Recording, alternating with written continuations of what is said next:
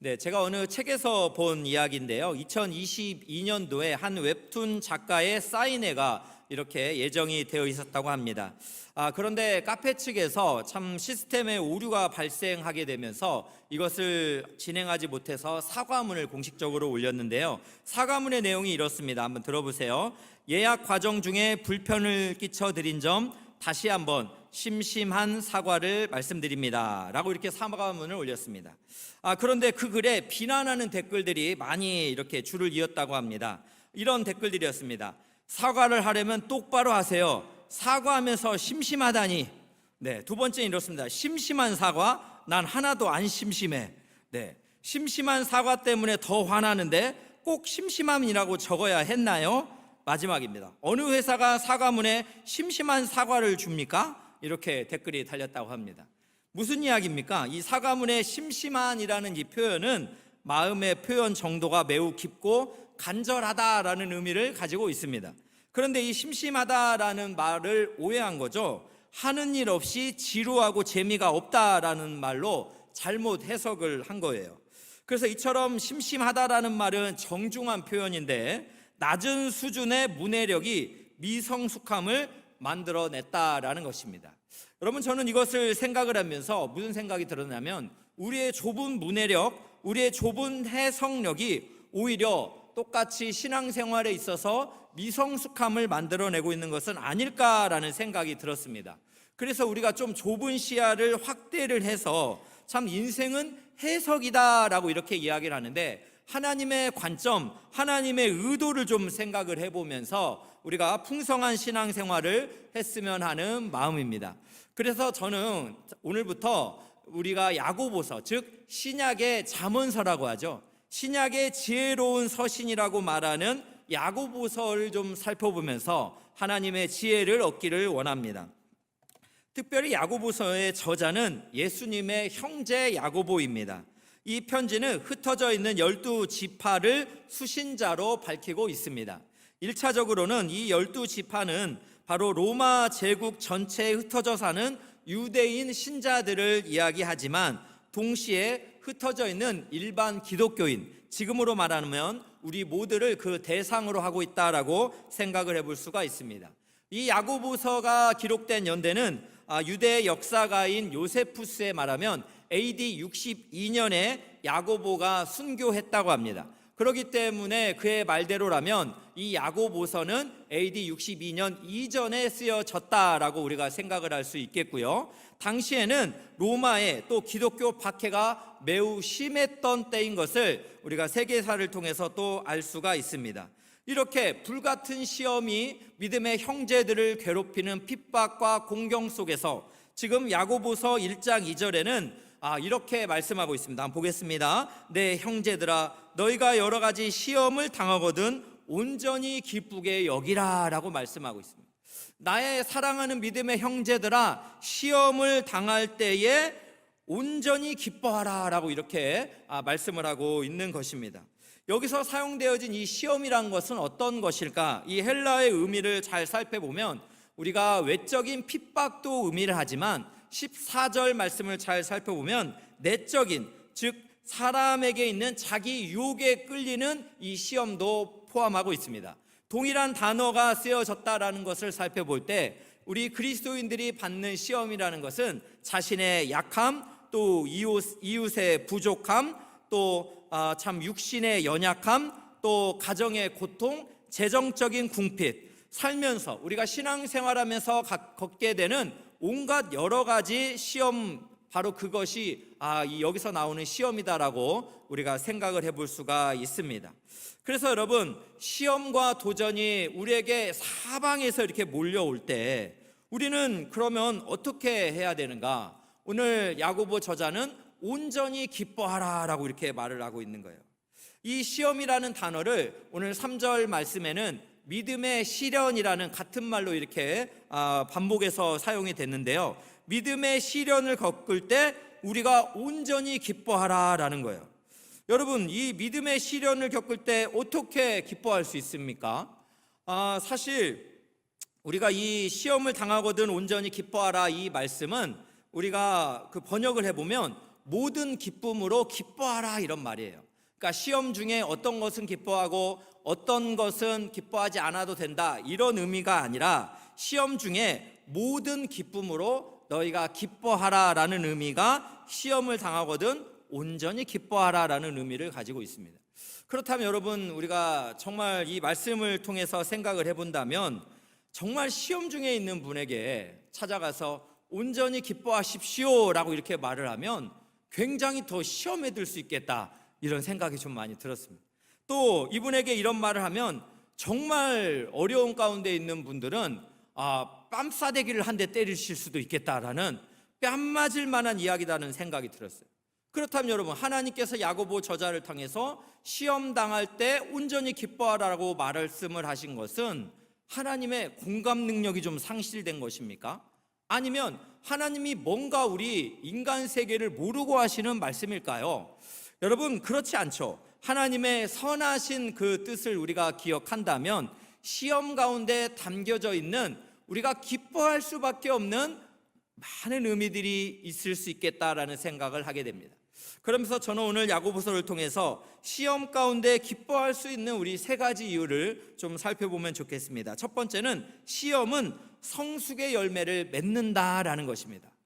오늘 야고보 저자는 무엇을 합니까? 시험을 당하거든 온전히 기쁘게 여기라라고 이렇게 말을 하면서 이 믿음의 시련이 인내를 만들어내는 것을 너희도 알고 있다라고 말씀을 합니다. 그래서 오늘 말씀 3, 4절 한번 보겠습니다. 이는 너희 믿음의 시련이 인내를 만들어내는 줄 너희가 알미라. 인내를 온전히 이루라. 이는 너희로 온전하고 구비하여 조금도 부족함이 없게 하려 함이라. 그러니까 시험, 즉 믿음의 시련이 무엇을 만든다고요? 인내를 만들어내는 줄을 너희도 알고 동의하는 내용이다라는 거죠. 그래서 인내를 이제 온전히 이루라라는 것입니다. 여기서 온전히 이루라라는 이 말씀의 의미는 완전하고 성숙한 사람이 되라라는 의미를 가지고 있습니다. 그래서 세번역 성경은 이렇게 번역을 했습니다. 여러분은 인내력을 충분히 발휘하여 조금도 부족함이 없이 완전하고 성숙한 사람이 되십시오라고 이렇게 번역을 했습니다. 정리를 해보면 우리가 시험을 당할 때 그 시련을 통해서 인내가 만들어진다라는 것이고, 그 인내를 통해서 우리가 더욱 성숙한 예수님을 닮은 사람으로 성장해 간다라는 것을 우리가 말씀을 통해서 정리를 해볼 수가 있습니다. 여러분, 어떻게 생각하십니까? 정말 시험을 통해서 우리의 인내가 더욱 성장하고 더욱 성숙한 사람으로 자라고 있다는 것을 여러분 정말 믿고 계시는지요? 여러분, 강릉하면 떠오르는 유명한 음식점이 있습니다. 바로 그 초당 순두부라고 이렇게 하는데요. 한 번씩 이렇게 드셔본 분들이 있으리라 생각합니다. 그런데 그 지역에는요, 이런 재밌는 속담이 있대요. 두부는 게으른 며느리에게 맡기라. 그러니까 두부는 게으른 며느리에게 맡겨야 되는 거예요. 부지런한 며느리 안 된다는 거예요. 왜냐하면 콩물을 가마솥에 끓일 때 늘러붙지 않도록 저어야 하는데 성급하게 저으면 두부가 제대로 만들어지지 않는다라는 것입니다. 그래서 인내심을 가지고 아주 느리게 게으르게 저어야만 한다라는 이런 의미에서 생긴 말이라고 합니다. 이 느린 반응이 명품 두부를 만들어내는 것처럼 우리도 느림을 통해서 이루시는 하나님의 계획과 축복을 기대하면서 살 수 있다라는 것입니다. 여러분, 어떻습니까? 실제로 시험 가운데 우리가 인내하는 거 정말 너무 어렵죠. 속히 하나님께서 구원해 주시기를 원하는데 하나님은 우리가 성숙하기를 너무너무 기대하고 계시는 거예요. 그래서 우리가 때로는 하나님을 오해하는 게 뭡니까? 하나님의 타이밍이 조금씩 더 늦습니다라는 생각을 할 때가 얼마나 많은지 모릅니다.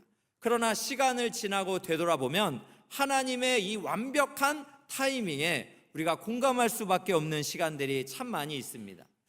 이런 말씀을 이렇게 묵상을 할 때 저도 참 언제가 생각이 났냐면 참 이제 분리개척을 하면서 1월부터 참 기도를 하며 공간을 찾았는데 결국 12월 마지막 주에 하나님께서 이 추계예술대학교를 열어주셔서 예배처소가 된 거잖아요. 지금도 생각을 해보면 하나님이 1월에 주셨다면 어떠했을까? 또 여름에 주셨다면 어떠했을까? 생각을 해봤을 때 이 12월 마지막 주, 제가 모든 것을 하나님께 포기하고 한계를 인정했을 그때에 하나님이 일하기 시작했다라는 거예요. 나의 끝, 나의 절망이 하나님의 시작이 되었다라는 것을 인정하게 되면서 제가 고백하는 건 무엇입니까? 엘사랑교회 주인은 하나님이시다. 하나님께서 이 교회를 세우시고 지금까지 인도하고 계신다라는 것을 시작부터 철저히 인정할 수밖에 없었다라는 것이에요. 여러분, 실제로 또 지난 3년 동안 교회를 개척하면서 이렇게 함께함의 즐거움과 기쁨도 같이 누렸죠. 그러나 여러 가지 또 고난과 어려움들도 있었습니다. 그런데 되돌아보니까 그런 시험을 통해서 저도 인내를 배우게 되었고, 그 인내를 통해서 예수 그리스도를 닮아가는 것이 얼마나 우리 인생에 소중한 것인지를 더욱 깨닫게 되었다라는 거예요. 그래서 무언가를 더 잘하는 것보다 더 소중한 것은 내가 어떤 존재로 예수님을 더 닮아가는 것인가라는 것이 저에게도 더 소중하게 다가오게 되었다라는 거죠. 여러분, 이처럼 시험이라는 것, 믿음의 시련이라는 것은 우리에게 성숙의 열매를 맺는 매우 소중한 유익이 될 수 있다라는 것. 그렇다면 우리가 인식의 개념을 조금만 바꾼다면 이 시험과 시련이 나에게 하나님이 준비한 스페셜한 선물이라고 받아들일 수 있다면 여러분, 우리 인생이 얼마나 풍요로울 수 있을까라는 생각이 듭니다. 여러분, 이 말씀은 베드로전서에서도 말씀하고 있어요. 한번 보겠습니다. 베드로전서 1장 6절입니다. 그러므로 너희가 이제 여러 가지 시험으로 말미암아 잠깐 근심하게 되지 않을 수 없으나 오히려 크게 기뻐하는도다. 7절입니다. 너희 믿음의 확실함은 불로 연단하여도 없어질 금보다 더 귀하여 예수 그리스도께서 나타나실 때에 칭찬과 영광과 존귀를 얻게 할 것이니라. 여러분, 대장장이가 금을 재련할 때를 여러분 좀 아십니까? 불에 넣고 고온에서 이렇게 녹입니다. 그러면 뜨거운 불 속에서 불순물이 위로 떠오르게 돼요. 그러면 이 정제물들을 제거하고 계속해서 이렇게 대장장이가 순수한 금을 그렇게 재련하기 위해서 계속 담금질을 하죠. 마찬가지로 하나님께서 지금 베드로 전서를 통해서 비유를 하신 거예요. 우리가 이 시험이라는 것을 통해서 믿음이 더욱 견고하게, 더욱 믿음이 전결하게 그렇게 단련되어지고 성장할 수 있다라는 것입니다. 그래서 여러분, 우리에게 다가오는 불시험이 때로는 우리를 너무나 아프게 하고 죽을 것 같은 시련이 될 수도 있지만 결국 그것을 통해서 하나님께서 우리를 성장시키시기를 원하신다는 이 선하신 하나님의 의도를 생각할 때 우리가 더욱 하나님께 감사라는 것도 찾아낼 수 있다라는 것입니다. 여러분, 이 시험 속에 이 성숙의 열매가 있다라는 것을 아는 부모님들은 고민이 무엇인지 아십니까? 우리의 자녀들의 인생이 그냥 너무 평탄하기만을 원하지 않는 그런 부모들이 있어요. 그래서 어떤 부모들은요, 이런 이야기를 합니다. 제 아이들에게 부족한 것은 고생이고 선물하고 싶은 것은 결핍입니다. 이렇게 얘기를 해요. 와, 이 부모님이 자녀를 정말 사랑하지 않은 것일까요? 우리 자녀들이 부족한 것이 고생이었으면 좋겠고 선물하고 싶은 것은 결핍이다라고 이런 생각을 가지고 있는 부모들도 있다는 거예요.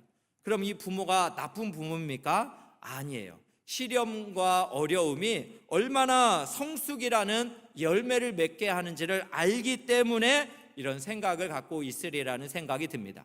그렇다면 마찬가지로 하나님께서 우리의 시험을 통해서 인내와 성숙의 열매를 맺어가기를 원하신다는 것, 그 선하신 하나님을 여러분 신뢰하시면서 시험 중에도 하나님을 의지하시기를 주님의 이름으로 축복합니다. 여러분, 두 번째로 시험 가운데 우리가 기뻐할 수 있는 이유가 있습니다. 그것은 시험은 하나님의 지혜로 극복할 수 있다라는 것입니다. 여러분, 이 시험을 우리가 당하게 되면 한계를 많이 느끼는 것 같아요. 나의 지혜의 한계, 능력의 한계를 느끼게 되면서 우리가 하나님 앞에서 두 손 두 발을 다 들게 됩니다. 그래서 야고보 저자도 이 시험 가운데 우리 믿음의 사람들에게 가장 부족한 것이 있는데 그 첫 번째를 뭘로 꼽았습니까? 지혜를 꼽은 거예요. 지혜를. 그래서 시험 중에 있을 때는 하나님께 지혜를 구하라는 거예요. 그 하나님께서 지혜를 주시는 분이시다라는 것을 말씀하고 계셔요. 오늘 5절 말씀 보겠습니다. 너희 중에 누구든지 지혜가 부족하거든 모든 사람에게 후히 주시고 꾸짖지 아니하시는 하나님께 구하라. 그리하면 주시리라. 여러분, 이 말씀이 얼마나 위로가 되는지 모르겠어요. 하나님이 지혜가 부족할 때에 차별하지 않는데요. 모든 사람, 지혜를 구하는 모든 사람에게 얼만큼 준다고요? 후히 주신다라고 약속하셨습니다. 여러분, 후히 주신다라는 이 헬라어 단어는 하플로스라는 이 단어입니다. 이 단어가 두 가지 의미를 가지고 있는데요. 첫 번째는 풍성하게, 주저없이, 관대하게, 넉넉하게, 아낌없이 주신다라는 의미를 가지고 있습니다. 또 두 번째 근본적인 의미가 있는데 그것은 바로 순수하게라는 의미를 가지고 있습니다. 하나님이 주시면서 딴생각하면서 주시는 게 아니라 하나님은 정말 그 순수한 마음으로 우리 사랑하는 자녀들을 향해서 풍성하고 주저없이 관대하게 우리에게 지혜를 주신다라고 이렇게 약속을 하고 있는 것입니다. 그렇습니다. 하나님은 꾸짖지 않습니다. 지혜를 구하는 자에게 풍성하게 주신다고 야고보서에서 우리에게 약속하고 있는 거예요. 여러분이 약속의 말씀을 믿는다면 하나님이 지혜 주심을 차별할 거라고 생각하지 마십시오. 여러분 자신뿐만 아니라 여러분의 자녀들에게도 하나님께서 지혜를 주시기를 간절한 마음으로 기도를 해야 하는 것이에요. 여러분, 우리가 이것을 믿을 수밖에 없는 부분이 있다면 열왕기상 3장을 보면 솔로몬의 지혜를 우리가 생각을 해볼 수가 있습니다. 하나님께서 솔로몬의 꿈속에 나타나셔서 내가 너에게 무엇을 줄까라고 물었을 때 솔로몬이 첫 번째 구한 것이 무엇입니까? 듣는 마음이에요. 듣는 마음. 그런데 이 듣는 마음이라는 것은 문맥에서 보시면 하나님께 구하는 지혜입니다. 여러분, 이 말씀을 열왕기상 3장 9절을 한번 보겠습니다. 누가 주의 이 많은 백성을 재판할 수 있사오리까? 듣는 마음을 종에게 있사 주의 백성을 재판하여 선악을 분별하게 하옵소서. 솔로몬이 하나님의 이 참 물음 가운데 듣는 마음, 즉 지혜를 주셔서 참 재판하여서 백성들을 선악 가운데 분별할 수 있도록 해달라라는 이런 기도를 드렸죠. 이 기도는 하나님의 마음에 합했습니다. 그래서 하나님께서 응답하시기를 10절 11절 보겠습니다. 솔로몬이 이것을 구하매 그 마음이 주의 마음에 든지라. 여러분, 하나님의 마음에 든 기도, 솔로몬이 듣는 마음, 지혜를 구했다라는 거예요. 11절입니다. 이에 하나님이 그에게 이르시되 내가 이것을 구하도다. 자기를 위하여 장수하기를 구하지 아니하고 부도 구하지 아니하며 자기 원수의 생명을 멸하기도 구하지 아니하고 오직 송사를 듣고 분별하는 지혜를 구하였으니. 네, 백성들을 사랑하는 마음에 송사를 듣고 분별하는 지혜를 솔로몬이 구한 거죠. 자기를 구하지 않고 하나님의 뜻을 구하는 이 솔로몬의 이 간구를 하나님께서 지혜와 총명한 마음을 주셨고 그가 구하지 않은 부와 권세와 영광까지도 허락해 주신 것을 우리가 알 수 있습니다. 그렇다면 여러분, 우리가 이 말씀을 통해서 기억할 건 뭐예요? 하나님의 이 사랑입니다. 하나님의 사랑. 우리 하나님은 고난 가운데 우리를 버리지 않으시고 우리가 지혜를 구할 때 후히 주신다라는 거예요. 꾸짖지 아니하시고 우리가 구하지 아니한 다른 것들로도 우리를 채워주신다라는 것이. 여러분, 이것을 생각할 때 하나님과 우리의 관계를 꼭 뭔가 우리가 하나님께만 얻으려는 자판기처럼의 이 관계로 생각하지 마시고 하나님은 우리가 지혜를 구할 때 우리에게 필요한 다른 모든 것들도 채워주시는 인격적인 하나님이다라는 것을 우리가 마음속에 깊이 묵상하시기를 바랍니다. 여러분, 저는 이 말씀을 이렇게 묵상을 하다가 어제 우리 엘사랑교회의 그 이웃사랑 분과 분들과 만남을 했습니다. 이웃사랑 분과 분들이 처음에는요 4명이 모이셨대요. 그래서 부장님, 또 한 분은 총무님, 한 분은 회계님, 한 분은 서기님, 이렇게 모인 사람들이 다 임원을 하기로 해서 시작을 했다고 합니다. 그런데 이제 부장 시사님께서 어떻게 참 자기가 이웃사랑 분과를 섬겨본 적이 없는데 어찌해야 될까 하면서 하나님께 이렇게 기도를 하셨어요. 그때 어제 부장집사님이 이런 말 합니다. 내가 하나님 앞에서 비웠더니 하나님이 채워주시더라. 그러니까 자기의 생각, 자기의 의지, 자기의 뜻이 아니라 하나님의 생각, 하나님의 의지, 하나님의 지혜를 구했더니 하나님이 채워주시더라, 이런 말씀을 하셨습니다. 그래서 현재는 어제 모인 숫자만 보니까 한 20여 명이 되는 분들이 함께 모여서 지난 3년 동안 어떻게 이웃사랑 분과를 섬겼는지 나눔을 하셨습니다. 참 감동이 많이 되었습니다. 여러 이야기가 있었는데 그 중에서도 참 기억에 났던 것이, 여러분 우리 참 동역자분들이 노인복지회관에 가셔서 무료 급식을 섬깁니다. 그런데 여러분, 무료 급식을 하면요, 반찬을 나누는 일이 있고요, 또 설거지를 하는 일이 있고요, 또 이렇게 밥을 퍼주는 일도 있고 다양하게 있대요. 여러분, 여러 가지 일 중에 가장 어려운 일이 뭘까요? 대부분 아마 설거지라고 생각하실 것 같습니다. 저희들도 가끔 설거지 형제님들 해보면 쉽지 않잖아요. 그런데요, 어제 깜짝 놀란 것은 설거지보다 더 어려워하는 것이 있다는 거예요. 그게 뭐냐면 밥을 퍼주는 거래요. 밥을 퍼주는 거. 왜 밥을 퍼주는 게 어려운 일입니까? 물어보니까 이렇게 급식을 받으려는 분들이 밥을 퍼줄 때 이렇게 요구사항이 많대요. 밥을 좀 이렇게 잘 익은 밥을 퍼주세요. 밥은 좀 이렇게 아래쪽에서 퍼주세요.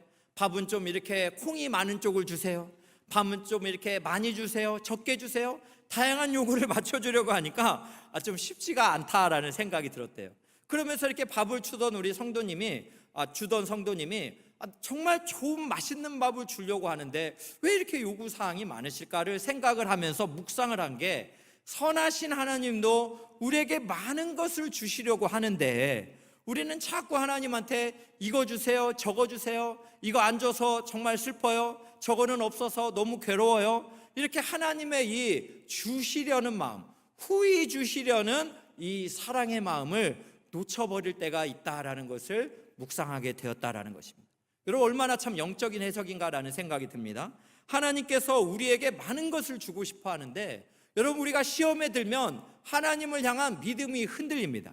우리의 초점이 왔다 갔다 하게 됩니다. 그래서 오늘 본문에서는요, 그 야고보 저자는 지혜를 구하면서 너희가 믿음으로 구해야 되는 것을 강조하고 있어요. 그래서 6절 말씀 보겠습니다. 오직 믿음으로 구하고 조금도 의심하지 말라라고 말씀하면서 의심하는 자를 두 가지로 이렇게 비유를 하고 있습니다. 첫 번째는 무엇이냐면, 의심하는 자는 마치 바람에 밀려 요동하는 바닷물결 같다라는 거예요. 그러니까 의심하는 마음은요, 하나님 앞에 온전하게 초점을 맞춘 것이 아니라 하나님 외에 다른 것을 또 바라보는 흔들리는 마음이 될 수 있다라는 거예요.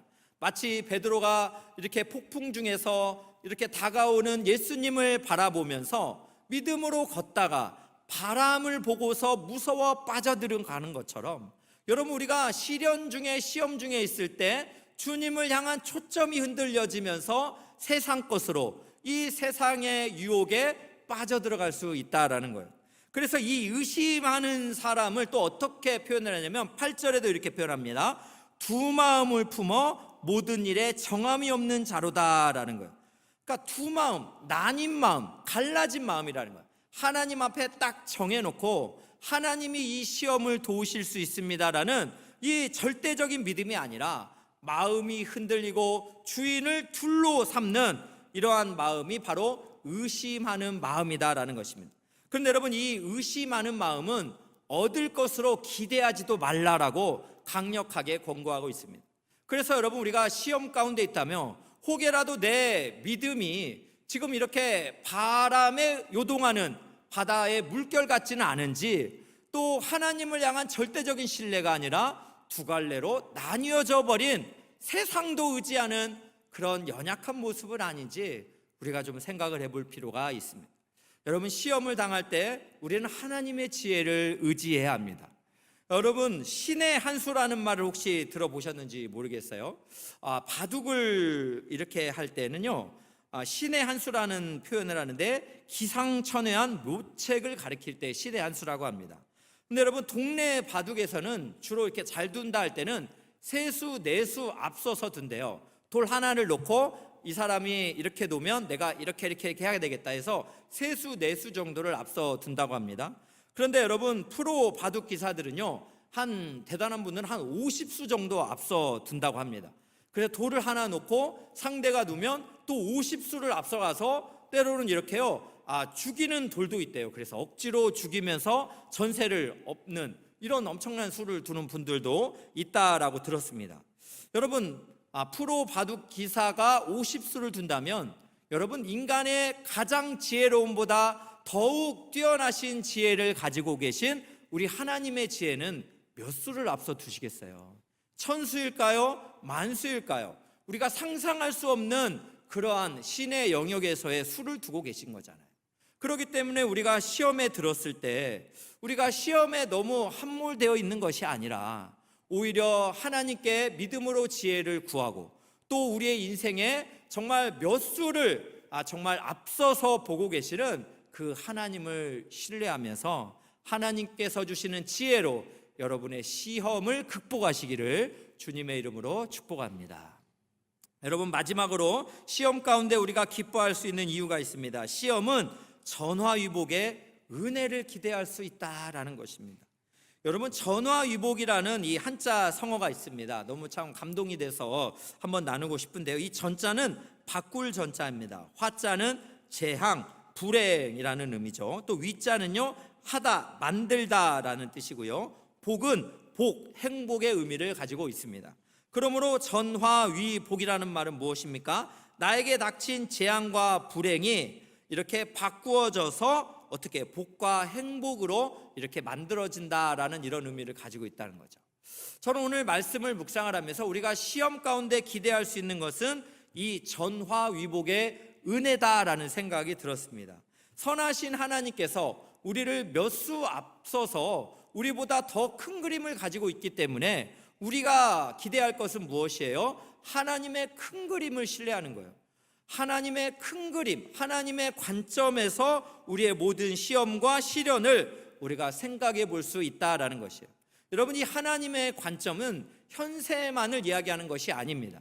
죽음 이후의 내세를 포함하기도 합니다. 그래서 오늘 말씀 12절을 보면은요, 시험을 찾는 자는 복이 있다라고 말합니다. 여러분, 시험 가운데 고통스러운데 어떻게 이것을 참는 자가 복이 있다라고 지금 하나님은 말씀하고 계시는가? 오늘 12절 보겠습니다. 이는 시련을 견디어낸 자가 주께서 자기를 사랑하는 자들에게 약속하신 생명의 면류관을 얻을 것이기 때문이다. 여러분, 시험을 참는 자가 복이 있대요. 시련을 견디어낸 자에게 주께서 자기를 사랑하는 자들에게 약속하신 생명의 면류관을 주신다라는 것이죠. 여러분, 그렇습니다. 우리가 이 땅에서 살아갈 때 때로는 참 이해가 되지 않을 때가 있어요. 하나님이 마치 틀린 것 같기도 하고, 하나님이 왜 이런 시험과 시련을 나에게 주시나 눈물이 쏟아질 때도 있습니다. 죽을 것 같은 그런 시련이라고 표현할 때도 있습니다. 그러나 그 순간에 우리가 하나님의 큰 그림을 바라볼 수 있기를 원합니다. 하나님께서는 우리 죽음 이후의 내세의 전화위복의 그런 은혜를 말씀하고 계시지 않습니까? 여러분, 우리가 참 알고 있는 것처럼 누가복음을 보면 그 큰 부자와 죽은 나사로를 생각을 해볼 수 있잖아요. 큰 부자는 성경에서 기록되어 있지 않아요. 이름도 몰라요. 그러나 죽은 이 땅에서 고통받았던 나사로는 죽은 다음에 아브라함의 품에 안기는 전화위복의 은혜가 있었다라는 거예요.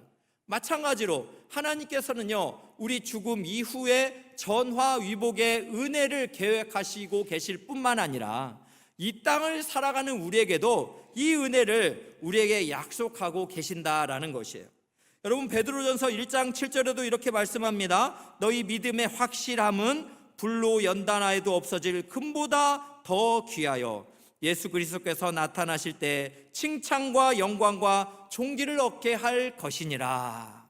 우리 죽음 이후에 예수님이 나타날 그때에 우리에게 무엇이 주어집니까? 칭찬과 영광과 존귀가 우리에게 주어진다라는 것입니다.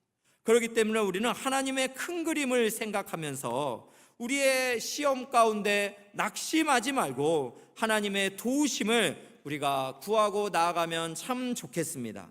여러분, 우리 하나님은 이렇게 참 우리의 내세뿐만 아니라 현세 가운데서도 전화위복의 은혜를 많이 베풀어 주십니다. 우리가 잘 아는 것처럼 그 창세기의 그 요셉을 보더라도 요셉이 하나님의 큰 그림으로 인생을 해석하지 않습니까? 창세기 50장 20절 보겠습니다. 당신들은 나를 해하려 하였으나 하나님은 그것을 선으로 바꾸사 오늘과 같이 많은 백성의 생명을 구원하게 하시려 하셨나니. 저는 이 말씀 앞에서 우리는 항상 그러나의 하나님을 기대하고 소망해야 된다라는 생각이 들어요. 우리의 현실 상황은 이랬으나 그러나 하나님은 어떻게 해요? 그것을 선으로 바꾸신다라는 것이에요. 우리는 항상 인생 가운데 그러나의 하나님을 믿고 신뢰를 해야 되지, 우리가 인생을 불행하다라고 여기는 것은 무엇입니까? 연약한 나 자신의 능력, 한계 때문에 여전히 갇혀있는 경우가 많이 있습니다. 그러나 여러분, 성경을 잘 살펴보면 하나님께서 우리 믿음의 선배들을 부르셨을 때 그들이 처음부터 위대한 사람들은 아니었어요. 모세를 불러서 하나님이 네가 바로에게 가서 내 말을 대언하라 이렇게 했을 때 모세가 뭐라고 말합니까? 하나님, 나는 입이 뻣뻣하고 혀가 둔한 자입니다. 현실의 세계를 이야기하는 거 아니에요? 그러나의 하나님을 그가 신뢰하지 못하니까 여전히 하나님의 부르심 앞에서 소극적인 모습이 보이는 거예요. 또 여러분, 우리가 사사기 6장을 살펴보면 참 누가 나옵니까? 기드온이 나오죠. 하나님께서 기드온을 너 큰 용사여 강하고 담대하라 이렇게 말하니까 기드온이 이 부르심 앞에 뭐라고 말하는 거예요? 나의 집은 므낫세 중에 극히 약하고 나는 내 아버지 집에서 가장 작은 자니이다. 자기 안에 이렇게 갇혀 있는 거예요. 자기만을 몰두하고 있는 거예요. 또 예레미야 1장 6절을 보면 하나님께서 예레미야를 위대한 선지자로 부릅니다. 그때 예레미야는 뭐라고 합니까? 슬프도소이다 주 여호와여 나는 아이라 말할 줄 알지 못한다.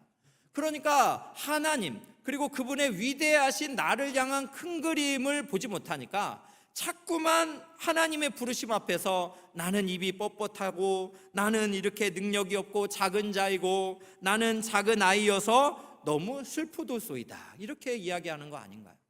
여러분, 오늘 말씀을 통해서 시험 가운데 우리가 하나님의 큰 그림을 바라볼 수 있기를 주님의 이름으로 축복합니다. 그래서 여러분, 로마서 8장 28절에는 이렇게 말씀합니다. 우리가 알거니와 하나님을 사랑하는 자 곧 그의 뜻대로 부르심을 입은 자들에게는 하나님이 주어요. 하나님이 모든 것이 합력하여 선을 이루느니라. 우리가 시험과 시련 속에서 하나님이 모든 것을 합력하여 선을 이루실 줄로, 전화위복의 은혜를 베풀어 주시고 우리의 역전의 하나님이 되실 줄로 믿으시기를 주님의 이름으로 축원합니다. 결론을 맺겠습니다. 사랑하는 귀한 성도 여러분, 오늘 말씀을 이렇게 묵상을 하면서 우리 성도님들 생각이 많이 났습니다. 그래서 저는 기도의 자리에 나가면서 하나님, 우리 사랑하는 성도님들이 오늘 야고보서의 말씀을 그냥 지나가는 지식이 아니라 믿음으로 받을 수 있으면 좋겠습니다 라는 간절한 소원으로 오늘 말씀을 준비했습니다. 여러분, 시련은 있어도 실패는 없는 줄로 믿습니다.